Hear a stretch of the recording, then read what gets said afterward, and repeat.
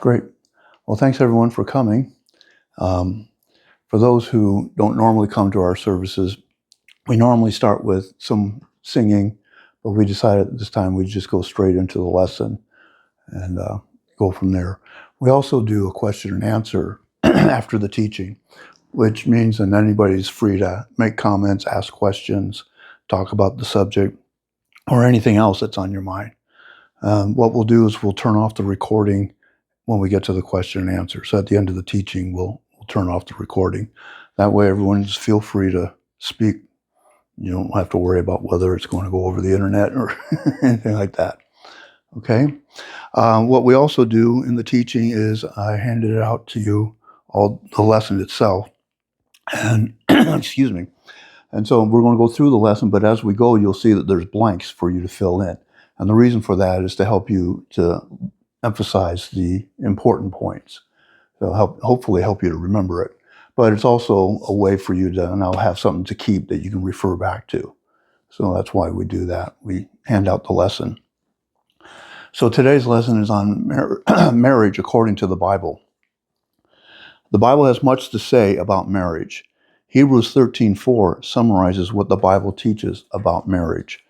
Marriage is honorable among all, and the bed undefiled, but fornicators and adulterers God will judge. First of all, the Bible teaches that marriage is honorable. The Greek word for honorable is timios, which means valuable. It means valuable. When this word is used of things, it means held at a high price, precious. It means it's precious. When this word is used of people, it means held at a high regard, honorable. And that's why it says marriage is honorable. So you should view your marriage, therefore, as not only honorable, that is held in high regard by others, but also as valuable and precious. Your marriage is not something you should lightly throw away. Second, the Bible teaches that the marriage bed is undefiled. Undefiled means pure. It means pure. Hebrews 7:26 uses this word to describe Jesus. For such a high priest, Jesus, was fitting for us, who is holy, harmless, undefiled, separate from sinners, and has become higher than the heavens. Just as Jesus is undefiled, so too the marriage bed is undefiled. That is, a man and a woman who are married to each other are not sinning when they have sex with each other. There are some who teach that sex in any form, even in marriage, is evil and is a sin. Within marriage, sex is a necessary evil because that is the only way to have children, but that is not what the Bible teaches. It teaches that sex within marriage is pure and is not a sin. In fact, the Bible teaches us to enjoy it. We will say more about that at a later date. However, the Bible does teach that any form of sex outside of marriage is a sin. As the rest of Hebrews 13:4 says, but fornicators and adulterers God will judge. Fornicators are two people who have sex with each other and they are not married to each other or to anyone else. Adulterers are two people who have sex with each other and at least one of them is married to someone else. Those forms of sex are condemned by God. Unfortunately, even married Christians can be tempted to commit adultery. If you are tempted to commit adultery, that is a sign that something is wrong with your marriage. You do not want to fall under God's judgment by giving in to that temptation. Instead, you should want to identify what is wrong with your marriage and fix it. So, to help you have a more valuable and precious marriage, and to help you resist the temptation to commit adultery, I will teach you over the next few weeks what the Bible has to say about marriage. Today we will start with what the Bible says are the purposes of marriage, and then give you some tips on how to achieve those purposes. According to the Bible, God designed marriage to accomplish certain purposes. The first purpose of marriage is to glorify God. It's to glorify God. Paul says in 1 Corinthians 10:31, therefore, whether you eat or drink, or whatever you do, do all to the glory of God. Whatever you do includes getting married. Whatever you do in your marriage should ultimately glorify God. The second purpose of marriage is to do God's will. It's to do God's will together. Granted, Paul does say in 1 Corinthians 7:32-35, "But I want you to be without care. He who is unmarried cares for the things of the Lord, how he may please the Lord. But he who is married cares about the things of the world, how he may please his wife." There is a difference between a wife and a virgin.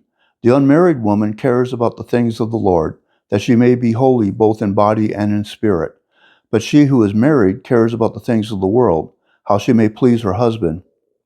And this I say for your own profit, not that I may put a leash on you, but for what is proper, and that you may serve the Lord without distraction.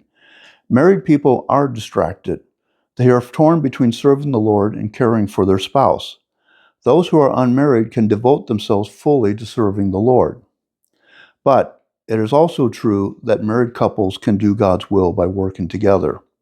When God made Adam, he said, "It is not good that man should be alone."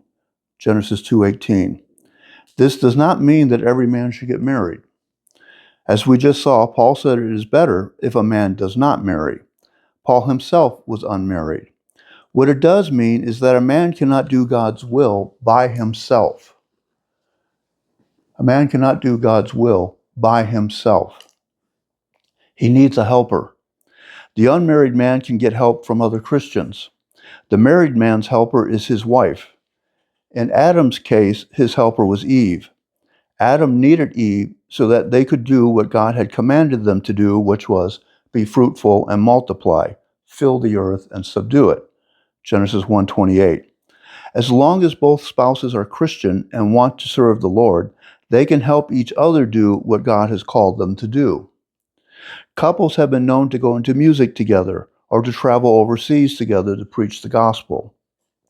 Even if the husband goes into a ministry by himself, for example, he becomes an elder in the church, his wife can still help him do God's will by cleaning the house, cooking their meals, giving him time to prepare lessons if he teaches, etc. Because the wife is doing those things, the husband does not have to do them, which gives him more time for his ministry. This is how married couples can do God's will together. The third purpose of marriage is to model the marriage of Jesus in the church. It's to model the marriage of Jesus in the church. Ephesians 5:31-32 says, "For this reason a man shall leave his father and mother and be joined to his wife, and the two shall become one flesh. This is a great mystery, but I speak concerning Christ and the church." Wives are to be subject to their husbands as the church is subject to Christ, Ephesians 5:24.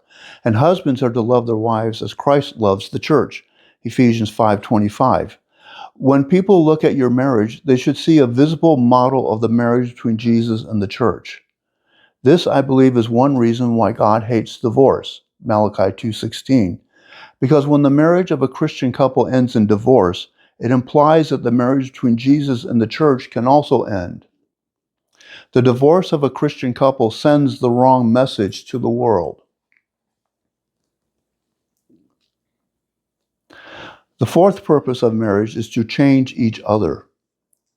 Is to change each other for the better. As iron sharpens iron, so a man sharpens the countenance of his friend. Proverbs 27:17. Relationships are supposed to change us for the better. The marriage relationship in particular changes us. The two people in that relationship sharpen each other. The sharpening process is often difficult and even painful. This is why marriages, even Christian marriages, end in divorce. People come to believe that it is too difficult and too painful to continue in their marriage. But the purpose of marriage is to teach the husband and the wife to die to himself or herself, to esteem the other person higher than himself or herself, to give up what he or she wants, so that the other can have what he or she needs. To give up what he or she wants, so that the other can have what he or she needs. In short, the purpose is to change both the husband and the wife so that they become conformed to the image of Christ. This, in fact, is God's ultimate goal for every Christian. Let's turn to Romans 8:29.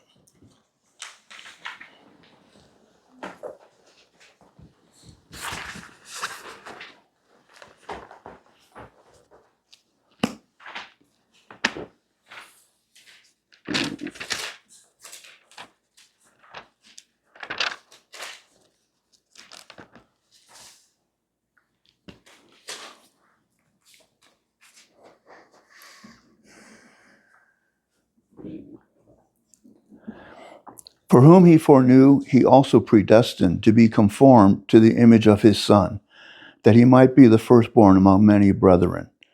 And that's God's goal for every Christian, to be conformed to the image of his Son. And that should be your goal too, to be conformed to the image of his Son. And that should be your goal for your spouse. Be conformed to the image of his Son. That's God's ultimate goal for all of us, to be like Christ. Back to the notes. The fifth purpose of marriage is to raise godly children. It's to raise godly children. This is not to say that every married couple will have children or should have children, but those who do are called by God to raise godly children. Speaking through Malachi about married couples, God said, "But did he not make them one, having a remnant of the Spirit? And why one? He seeks godly offspring." Malachi 2:15. Children are more likely to become Christians if they have Christian parents who faithfully serve the Lord and faithfully stay married. How then do we accomplish these purposes? My wife and I have been married for almost 42 years. Here are some of the things that have worked for us. First, pray for one another. Pray for one another. In your private prayer time, pray for your spouse. Not only pray that God will help your spouse do what God has commanded him or her to do, but also pray, how do I help? Your job is not to berate your spouse when he or she fails. Your job is to help him or her do better. You do that by making yourself better. You do that by making yourself better. Jesus said, "And why do you look at the speck in your brother's eye, but do not consider the plank in your own eye? Or how can you say to your brother, 'Let me remove the speck from your eye,' and look, a plank is in your own eye? Hypocrite. First, remove the plank from your own eye, and then you will see clearly to remove the speck from your brother's eye." That's Matthew 7:3-5. When you point out the speck in your spouse, but fail to acknowledge the plank in yourself, you are being a hypocrite. And if you try to remove the speck in your spouse before removing the plank in yourself, you will fail to remove that speck and you will end up hitting your spouse with that plank. Help your spouse by first overcoming the sin in your own life. Number 2, pray together. Pray together. My wife and I often do this just before she goes to sleep. We occasionally do this at other times, especially when one of us or someone we know needs prayer. Praying together creates a spiritual bond which draws the two of you closer together. This is why a man and a woman who are not married to each other should not pray together by themselves. The sinful flesh will turn that spiritual bond into a desire to create a physical bond. That physical bond is acceptable in marriage, but is not acceptable outside of marriage. So I'm going to repeat that men don't pray with a woman by yourself who's not married to you. Just don't do it. It's too much of a temptation. If you're going to pray with a woman, do it in public where everyone can see what's going on. Okay? Number 3, be patient with one another. Be patient with one another. When your spouse comes home from work, he or she will most likely be tired. Give him or her some time to rest before expecting him or her to help with the kids or with the household chores. Also remember that each of us are trying to live out this Christian life and fulfill the role God has given us. Give each other time to learn and to grow. Each of us expects other people to give us time to learn and to grow. We expect other people to understand that we're not necessarily going to get it right the first time around. Well, give that same opportunity to your spouse. Your spouse is not necessarily going to get it right the first time around either. Give them time to learn, to grow. As long as they're trying, encourage that. But give them time. Be patient. Learn your spouse's love language. Learn your spouse's love language. My wife and I have found that this actually works. A love language is the way a person communicates love to others and how that person recognizes that he or she is loved. For example, I know of a woman who communicated love by sending handwritten cards with words of encouragement on them through the mail. Therefore, if you wanted to show her love, you would send her a card. There are 5 love languages: words of encouragement, gift giving, acts of service, do something that helps the person, quality time, spend time one-on-one with the person and listen to what he or she has to say. And 5 is physical touch and closeness, hugs, etc. Your love language is not necessarily your spouse's love language. This can cause miscommunication and even hurt in a marriage. The husband thinks that he is showing love to his wife because he is communicating in his love language, but the wife thinks that he does not love her at all because he's not communicating in her love language. My wife's love language is acts of service.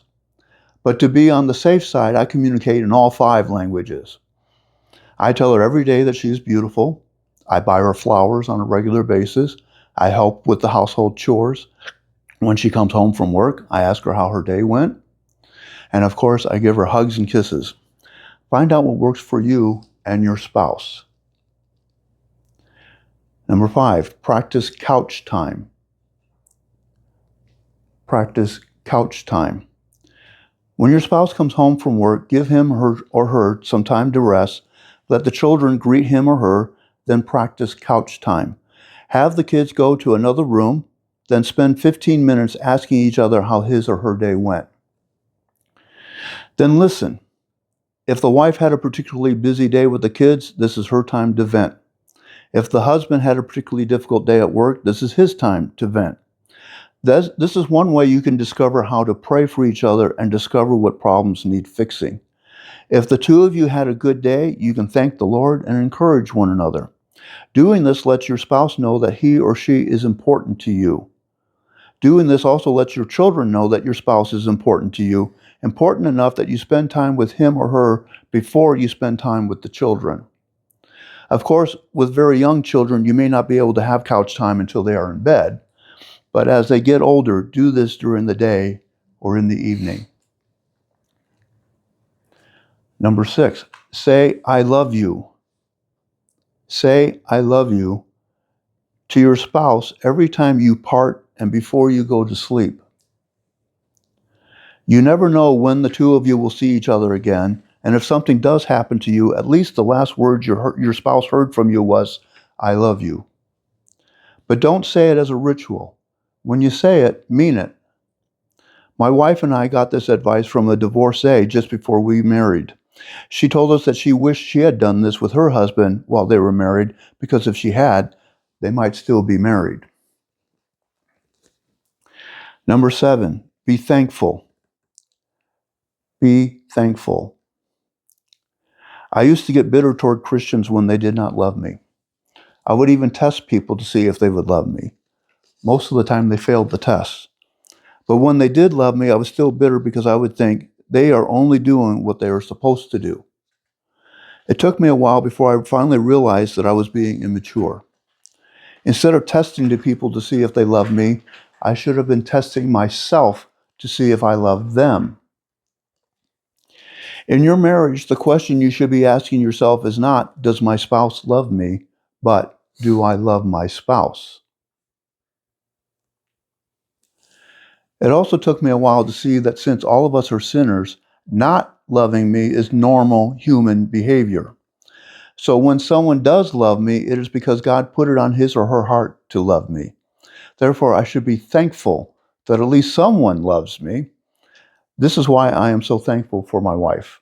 She has been with me for over 40 years now, and in spite of me, she still loves me. Too often in our marriages, we take our spouses for granted. We also get upset when they do not love us, but then are not happy when they do love us. That is when thoughts of adultery and divorce creep in. Instead, we should be thankful whenever our spouse does something out of love for us. When he works hard at his job to support the family, or he takes out the trash without being asked to do so, or she cooks a nice dinner for you, or she washes the dishes after dinner, say to your spouse, thank you, and mean it. Doing so shows your spouse that you are not taking him or her for granted, that you recognize what he or she has done for you, and that you are thankful for him or her. Doing so also encourages him or her to do even more for you. Now, maybe I should have put this in the notes, but I'm going to go off the notes from that. It's a lot of times we do take each other for granted. When our spouses do things that are wrong and it upsets us, it's so easy for us to focus on the negative. We do that all the time. It's easy to focus on the negative. And so if we get to the point where all we see are the negative, then we think about, well, it's time to end the marriage. It's time to find somebody else. It's time to find somebody better. It's time to find somebody who'll treat me better. And that's one of the reasons why people get divorced. They find someone who actually treats me better. And that's one of the reasons why they want to leave. This guy treats me better than my husband does, or she treats me better than my wife does. And that's because we've gotten to this point where all we're seeing is the negative. And we've forgotten the positive, the reasons why we got married in the first place. What was so positive about him or her that made you want to marry that person in the first place? You've forgotten that. It's time to focus back on that. Get off the negative. Yes, there are some things that need fixing, obviously. And there are things that are wrong that need to be fixed, obviously. But if that's all you're looking at, then your marriage is on the road to divorce. You got to look also at the positive. Why did I marry this person in the first place? What's good about him? What's good about her? What can I be thankful for? Okay, I complained about this. What can I be thankful for about this? Okay, maybe he doesn't speak to me correctly the way I like him to speak to me, but he does go to work and he brings home the money. And his first priority is to take care of the family. Okay, same thing for the wife. Okay, maybe she doesn't clean the house exactly the way I want, but she cooks really good meals. And so be thankful, be positive, look at the positive as well. If you focus on the negative, your marriage is in trouble. These are the tips that have worked for my wife and myself. You may not be able to implement all of these right away, and you might do some of them one day and forget to do them another day. But if you practice these tips often enough, they will become a part of your regular routine. Doing these will also improve your marriage. Over the next few weeks, I will teach you some more of what the Bible says about marriage and give you some more tips. So next week, the wives are going to meet with myself and my wife at my apartment. And what I'll do is I'll do a teaching, and then my wife will serve brunch, at which point I'm going to leave. That way the wives can talk freely among themselves. Okay? And again, we'll record the lesson part, but we're not going to record the rest of it. So I'll go over the lesson, and then then I leave. Excuse me. Have a drink here somewhere.